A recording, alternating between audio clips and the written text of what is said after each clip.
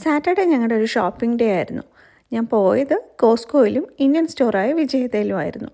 Shopping വീഡിയോസൊന്നും കാര്യമായിട്ട് ഞാൻ എടുത്തില്ല, കാരണം കോസ്കോയിൽ നടക്കുക എന്നുള്ളത് തന്നെ വലിയൊരു ടാസ്ക്കാണ്. ഇത്തവണ ഇന്ത്യൻ സ്റ്റോറിൽ നിന്ന് കാര്യമായിട്ട് പർച്ചേസ് ഒന്നും ഉണ്ടായിരുന്നില്ല, കാരണം ഞങ്ങൾ 2-3 ദിവസം മുമ്പ് പോയതേ ഉള്ളൂ. വിജയതയിൽ പോയി കഴിഞ്ഞാൽ നമുക്ക് ഫ്രീ ആയിട്ട് ചായ കിട്ടും. അത് ഞങ്ങളുടെ എല്ലാവരുടെയും ഒരു വികാരമാണ്.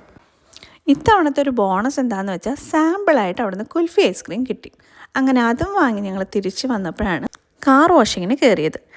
ഇതൊരു നല്ല രസമുള്ള കാഴ്ചയാണ്. ഇതിനു മുമ്പ് ഞാൻ വന്നിട്ടുണ്ട്. അത് കണ്ടപ്പോൾ തൊട്ടാണ് ഞാൻ വീഡിയോ എടുക്കാൻ തുടങ്ങിയത്. നാട്ടിലും ഇതുപോലെ തന്നെ ആയിരിക്കും, പക്ഷെ ഞാൻ നാട്ടിൽ ഇതുവരെ കാർ വാഷിങ്ങിന് പോയിട്ടില്ല. അതുകൊണ്ട് എന്തെങ്കിലും വ്യത്യാസം ഉണ്ടോയെന്നോ ഇതുപോലെ തന്നെ ആണോയെന്നോ എനിക്കറിയില്ല.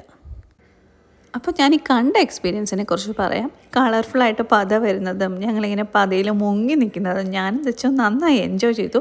പക്ഷേ ദച്ചു ഇടയ്ക്ക് പറയുന്നുണ്ടായിരുന്നു ദച്ചുവിന് പേടിയാവുന്നുണ്ടെന്ന്. പേടിയാവുന്നുണ്ടെന്ന് പറഞ്ഞെങ്കിലും അടുത്ത ദിവസം പുറത്തിറങ്ങിയപ്പോൾ ചോദിച്ചു, ഇന്ന് കാർ വാഷിങ്ങിന് പോകുന്നില്ലേ എന്ന്. കുഞ്ഞിരാമായണ സിനിമയിലൊരു ഡയലോഗില്ലേ, കാളം വന്നു ഓലം വന്നു, ഏകദേശം അതുപോലെയാണ് ഇവിടെ ബ്രഷ് വരുന്നത്. 4 സെറ്റ് വാഷിംഗ് ബ്രഷും 1 വൈപ്പിംഗ് ബ്രഷുമാണെന്നാണ് എനിക്ക് മനസ്സിലായത്. ഈ ഒരു കലാപരിപാടിയോടുകൂടി ഓട്ടോമേറ്റഡ് വാഷിംഗ് കഴിഞ്ഞിരിക്കുന്നു. ഇത് കഴിഞ്ഞിട്ട് ഒരാൾ കാറ് വൈപ്പ് ചെയ്തു, അയാൾക്ക് ചെറിയൊരു ടിപ്പ് കൊടുത്തു. എന്നിട്ട് ഞങ്ങൾ പോയത് വാക്യൂം സെക്ഷനിലേക്കാണ്. ഈ ഒരു സർവീസിന് വേണ്ടി അഡീഷണൽ പേയ്മെൻറ്റിൻ്റെ ഒന്നും ആവശ്യമില്ല.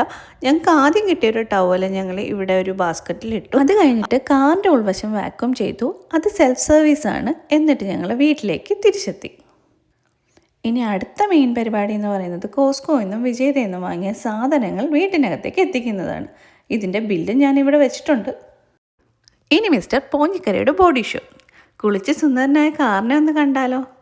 ഒരുപാട് ദിവസത്തിന് ശേഷമാണ് ഇത്ര വൃത്തിയിൽ ഈ കാറിനെ ഞാൻ കാണുന്നത്. അപ്പോൾ ബൈ ബൈ.